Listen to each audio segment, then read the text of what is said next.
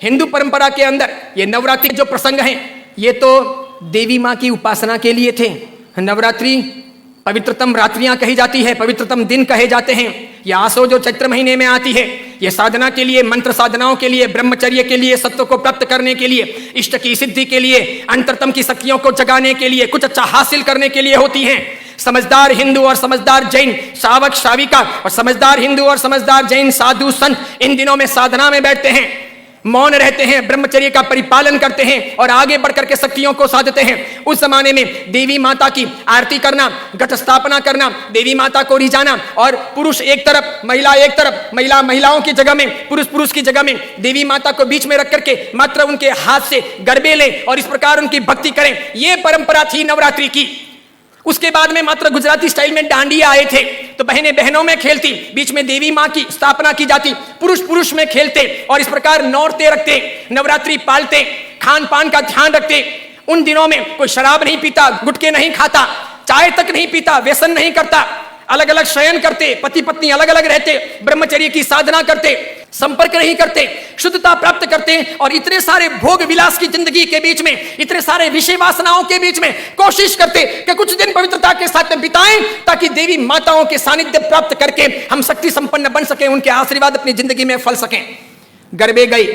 फिर डिस्को आया, नाना प्रकार के धुनें आई, नाना प्रकार के गायक आए, कई कंपनियां, कई संस्थाएं इसमें कूदी, कई सारे लोगों ने धन कमाना शुरू किया, छोटे बड़े ये डांडियों के अलग अलग कार्यक्रम होने लगे, सब लोग ललचाने लगे। देवी माँ एक तरफ रह गई, देवी की साधना एक तरफ रह गई, नवरात्रि की पवित्रता एक तरफ रह गई, घट स्थापना एक तरफ रह गई, गरबे लेने का भाव एक तरफ रह गया, आरती और देवी माँ को रिझाना, मातृ शक्तियों को प्रेरित करना, ये सब एक तरफ रह गया। आज डांडिये खेलने वालों में से किसको पता है कि साधना क्या है, ब्रह्मचर्य क्या है, ये क्यों है नवरात्रि, इसका हेतु क्या था, इसका रीजन क्या था, ये क्यों खेलनी चाहिए या नहीं खेलनी चाहिए, तो क्यों नहीं खेलनी चाहिए। मेरा ही नहीं, भारत के कई सारे अखबारों का, कई सारे समाजविदों का, कई सारी अन्य सामाजिक संस्थाओं का ये सर्वे वर्षों से रहा है, समय समय पर किया जाता रहा है कि नवरात्रि के महीने 2 महीने के बाद में जितने गर्भपात होते हैं उतने गर्भपात बाकी के 11 महीने में नहीं होते। तो ये व्यभिचार नहीं है तो क्या है, ये दुराचार नहीं है तो क्या है, ये जीवन की भ्रष्टता नहीं है तो क्या है। इस बात पर मैं कुछ वर्षों पहले बोला था, अभी किसी ने वो वीडियो वायरल कर दिया और उस वीडियो को लेकर के अखबार ने लिखा। मैंने कहा जो सच है वो सच है कि हम अपनी साधनाओं को बचाएं, बेच ना दें। हिंदू धर्म की परंपरा हो कि जैन धर्म की परंपरा हो, कोई भी उत्सव महोत्सव हो, मैंने समय समय पर यह भी कहा था गणपति अगर हिंदू धर्म के देवता हैं और गणपति के महोत्सव अगर मनाए जाते हैं या उनका आराधन अगर किया जाता है तो उसमें कहीं जुआ नहीं खेलना चाहिए, शराब नहीं पीनी चाहिए, गणपति के नाम पर तमाशे नहीं करने चाहिए, लड़कियों के साथ में नाच गान नहीं होने चाहिए, गणपति लड़कियों को छेड़ने के लिए महोत्सव के तौर पर नहीं आ रहे, लड़कियां अपनी जगह पर हों, पुरुष अपनी जगह पर हों, वहां शराब नहीं पी जानी चाहिए, उनके पैसों का प्रपंच नहीं होना चाहिए, गणपति को सेलेबल नहीं बनाया जाना चाहिए। हिंदू धर्म अगर इन चीजों को नहीं संभालता है तो धीरे धीरे भारतीय संस्कृति का विनाश होगा।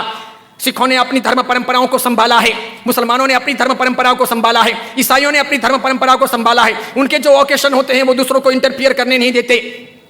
वो उसमें घालमेल नहीं करते। हिंदू और जैनों को इस बारे में सावधानी रखनी आवश्यक है। कल ऐसा ना हो जाए कि पर्युषण महापर्व के दिन आए या आखा तीज का दिन आए या कार्तिक पूर्णिमा का दिन आए और कोई उसे किसी प्रतिष्ठान के नाम पर प्रोजेक्ट कर लें कि चलो अब महोत्सव को इस प्रकार मनाएंगे, उस प्रकार मनाएंगे, तो 25 साल 50 साल के बाद में ऐसा हो सकता है कि हमारी होली की आराधना या हमारे पर्युषण महापर्व की आराधना का रूप रंग बदल जाए।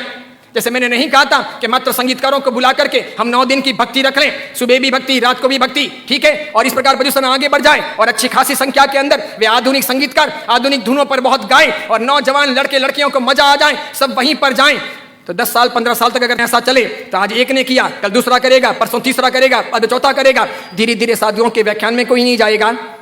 पर्युषण महापर्व के प्रवचन एक तरफ रह जाएंगे, कल्पसूत्र जी हवा खाते रह जाएंगे और पर्युषण का रूप बदल जाएगा। ये नहीं हो सकता, ये नहीं किया जाना चाहिए।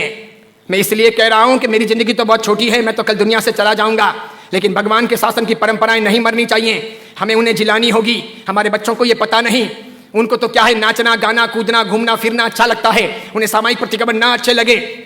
बिना पंखों के रहना उन्हें ना अच्छा लगे, लेकिन जरूरी यह है पर्युषण महापर्व की पूरी प्रक्रिया, उसकी साधना की सारी व्यवस्था समझी जानी चाहिए और इसीलिए हर बाबत के अंदर सावधानी आवश्यक है। हमारा यह वीडियो अगर आपको पसंद आया हो तो उसे लाइक कीजिए, शेयर कीजिए और आचार्य विमल सागर सूरी जी के नाम से चल रहे